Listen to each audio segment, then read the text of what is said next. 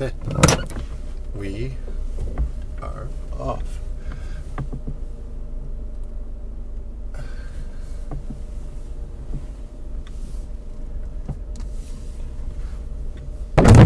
Oops, we'll edit that out. What, where? We'll edit that out. Welcome to a very unique and kind of improvisational episode of the Half a Dozen Hospitality Podcast. We are at YVR Airport. I just picked up my mother. Say hi, Mom. Hello, everybody. Picked her up from the airport. She's traveled from Halifax to beautiful Vancouver to spend time with our family, and I thought, you know what a great opportunity to bring on a unique voice and someone that had a dramatic impact and influence on my kind of take on food, and I really feel like why I do what I do and why I'm in the industry. And I know, Mom, your background, I know a bit of it, but you can share with the listeners, the viewers, more of your background in hospitality. I know that, here's what I know. I know that Papa, so my grandfather, your father, at a time was working at, I want to say a hotel or a conference center? No, he was working at a military position. He was originally a steward. Which is what? A steward works in the hospitality services. And his job at the beginning was to look after dignitaries and to make sure they were looked after properly. But I ended up working in the food industry through Dad. Right. And the place in Halifax was called Royal Artillery Park. Royal Artillery Park? Yes. Okay. And they had many functions there in the hospitality service. Keep going. And I was 15 when I started, and I worked in the kitchen, helping to prepare food and setting tables, and then eventually serving. And I guess that's when I became hooked on the hospitality industry, and went on to work for different caterers and worked at a golf course. Which golf course? Brightwood Golf Course. Oh, wow. Yeah, in the ninth hole canteen. Oh, okay. Yeah. I had no idea. So then how did you transition from like the hospitality industry into what I knew you doing most of your life, which was like childcare and preschool, that? How do you go from that, from hospitality to that? Or was it just like a matter of your lifestyle didn't allow for you to stay in hospitality, or what was No, it? I have to say my true desire was to be always to work with children. Oh, okay. That was my niche. That's what I really wanted to do. So I did that for many years. Cared for many, many children. Enjoyed every bit of it. What you could argue is you could still kind of flex that hospitality muscle a bit. Well, I had to, especially when I was doing family daycare in the home. You had to provide the children with meals, and you had to have menus and display that to the parents and the higher-ups. That it was a government-run, actually, family daycare. So was it? So you had to submit, like you said, like menus to the local government. Yeah. Wow. Yeah. Sort of, the Canada Food Guide and that Right. sort of thing. Make sure that these children were being fed properly, because some of them, unfortunately, were coming from homes where they probably weren't getting fed properly for different reasons. Right. And then later on, as I was still looking after children, I then went back into the hospitality business and worked at the Sheraton Hotel when it first opened in Halifax, and worked in the catering and banquet apartment. And that was in the kitchen or in the front of house? That was in front. Okay. That was in front, yes. Which did you prefer? Because you said you did both. When you started off in the kitchen. Then I'd have to say much prefer kitchen. Oh, really? Yeah, really. Why is that? I don't know. I guess because I enjoy it. I would assume you'd be more suited for out front and with people, no? I mean, I enjoyed that too, but I have to say, I don't know. There's sort of a camaraderie in the kitchen. Right. That I really like. Not to say that there isn't in the front house staff, yeah. But it's just different. Maybe it was different, and I think maybe I felt a little bit more comfortable back there. Okay. Yeah. What do you think, if you look back at your first experiences in the kitchen, what do you think are some of the most memorable or like influential skills or things that you learned? I'd have to say, God love my mom. I don't remember Mom cooking all that much. Even though Dad was in the Navy, when he came home, I remember he was the primary person in the kitchen. Right, which is very uncommon for that time. Exactly, but it was something that he loved to do. Right. And he loved to create, and he loved to try different things, and we thoroughly enjoyed whatever he did. I don't remember him maybe once he served cauliflower and I didn't like it. But other than that, he was really good in the kitchen. Really good in the kitchen. And is it a bit, we never talked about this, but is it a bit ironic or unique or special, or how would you describe the fact that now, obviously Tasha, your daughter, my sister, has spent a lot of time in hospitality. I now have really kind of made a niche for myself in this industry as well. Do you think it's just something that's kind of in our blood, or is it just happenstance, or do you think? No, I think, you know what? I really do think it's in our blood, because I can remember you at a very early age wanting to know how in the kitchen and wanting to do in the kitchen. Right.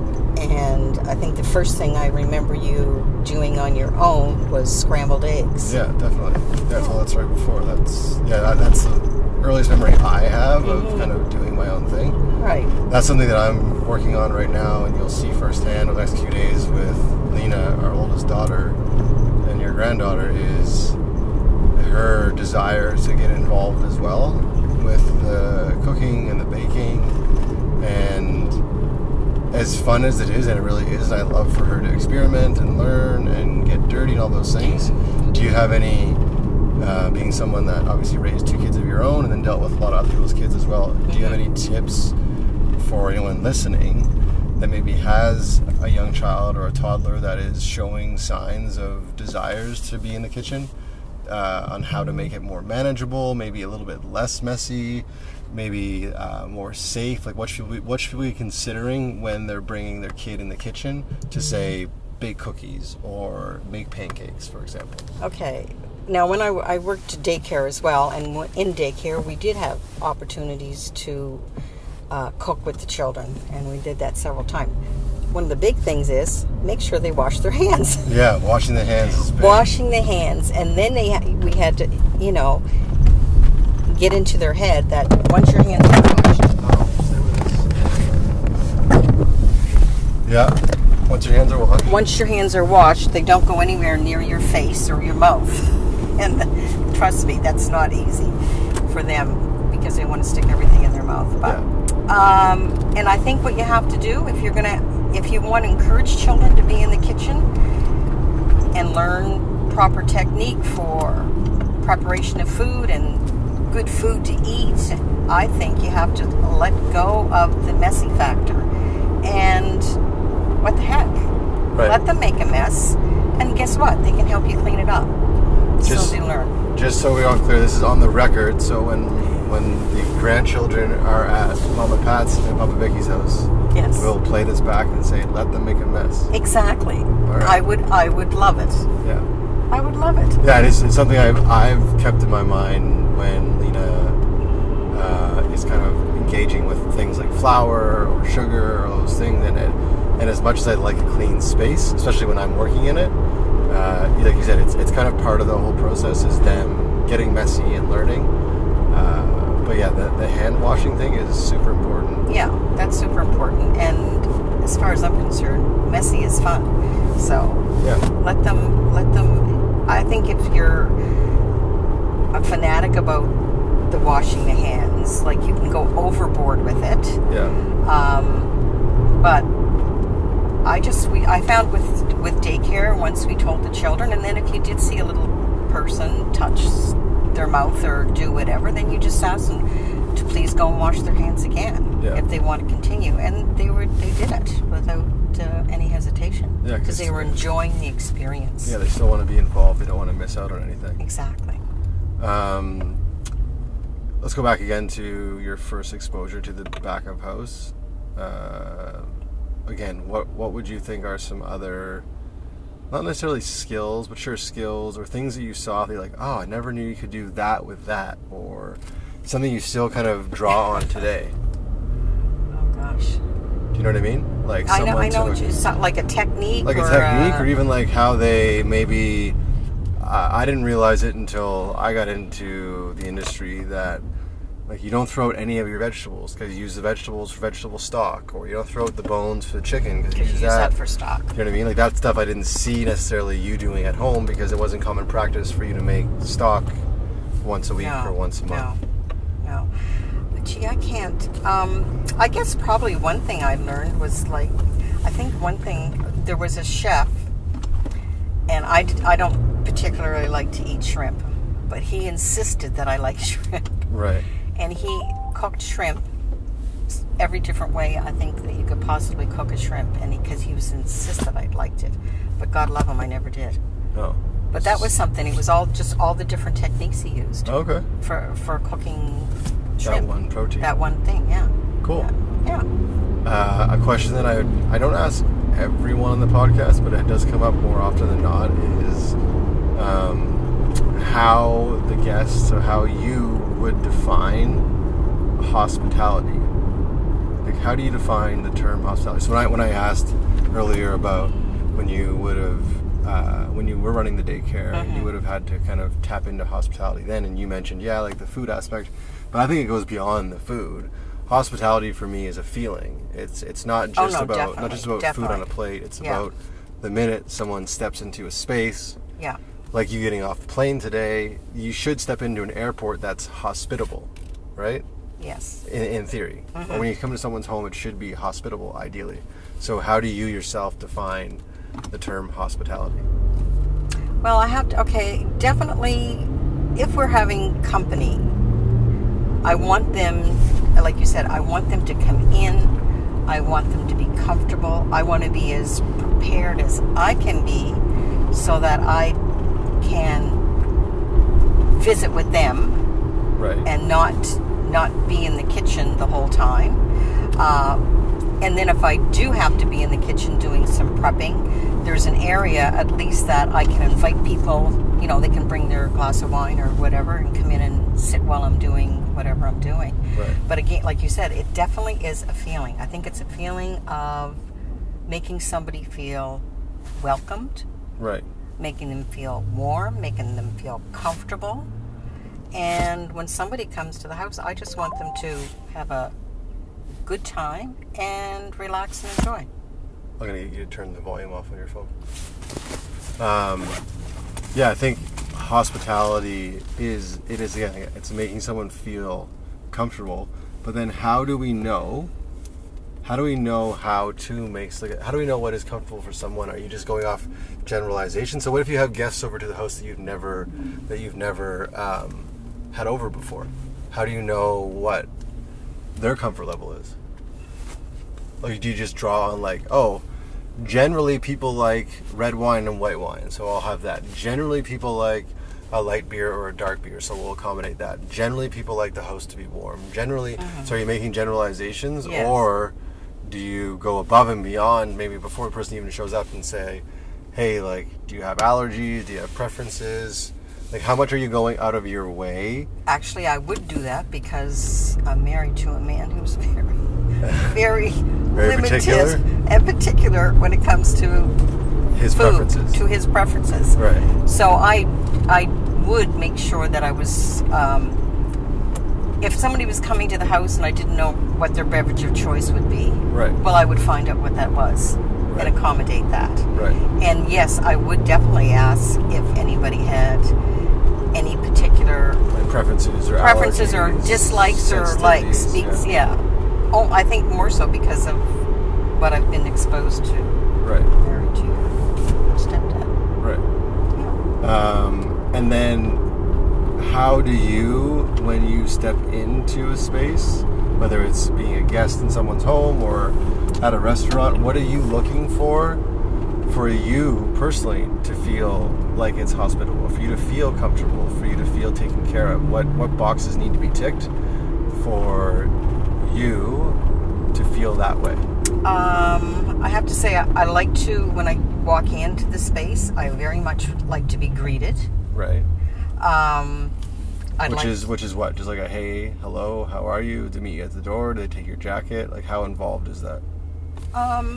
They don't necessarily have to take my jacket, but as long as they acknowledge that I'm there. Right. And then, I mean, if you have a reservation, fine. If you don't, if they ask you, is there a seat preference? I like that. Okay. Because I don't want to, I don't want them to take me to an area and I'm going to be saying, no, I want to go here. Right. So I like to have a choice of seating. Okay. And then if it's just a hostess, if they're not going to be continuing the service, if she's just the greeter, then I like to be told who is going to be looking after us. Okay. And I also like that to happen within not a speedy time, but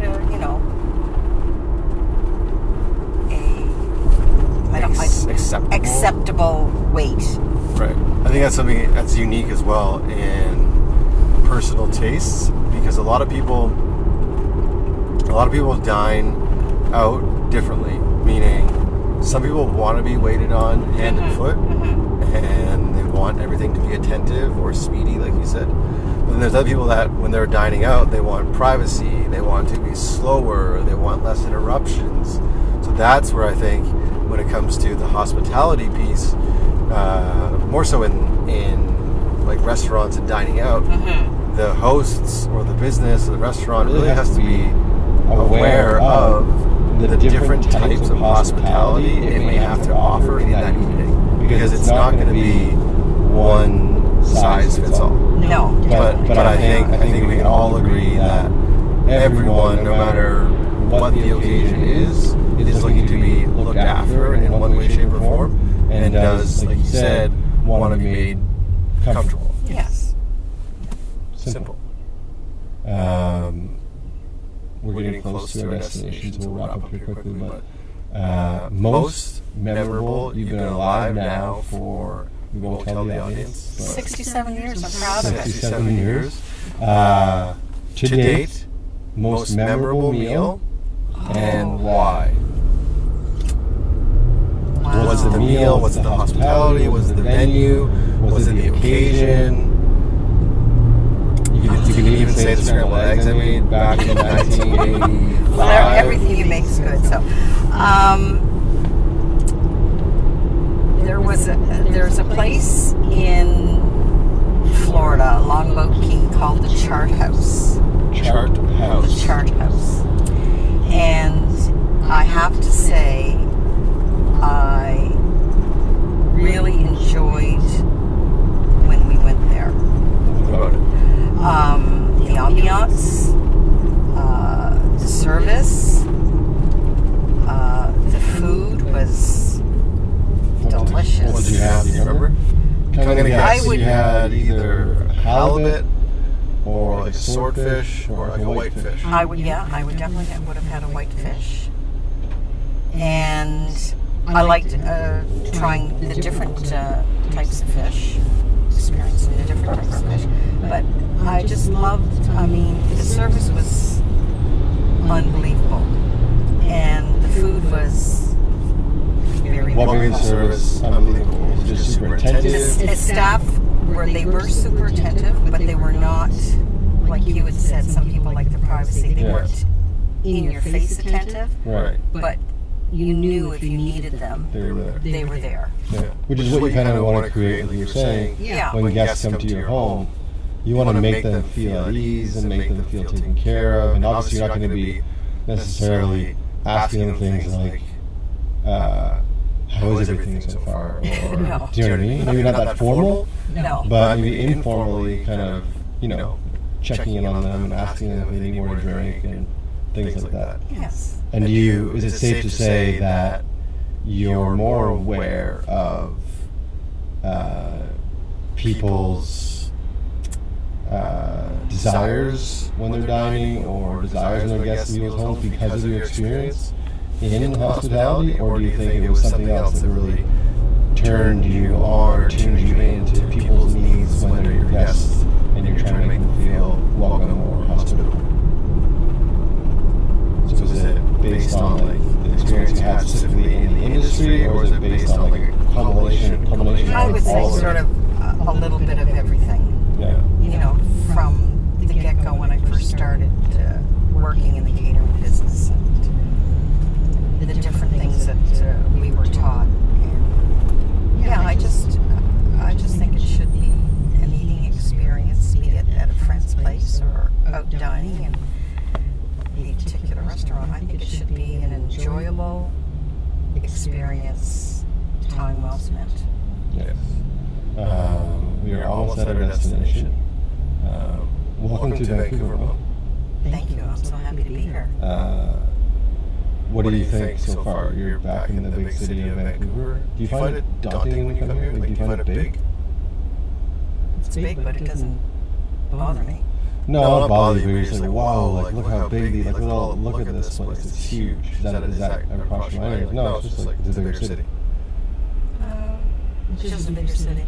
Yeah. So, for those of you who don't know, my hometown is in Nova Scotia, so just outside Halifax. So Mom arrived from Nova Scotia this morning, but she hasn't been here for, I guess, just over a year, probably, or just under a year.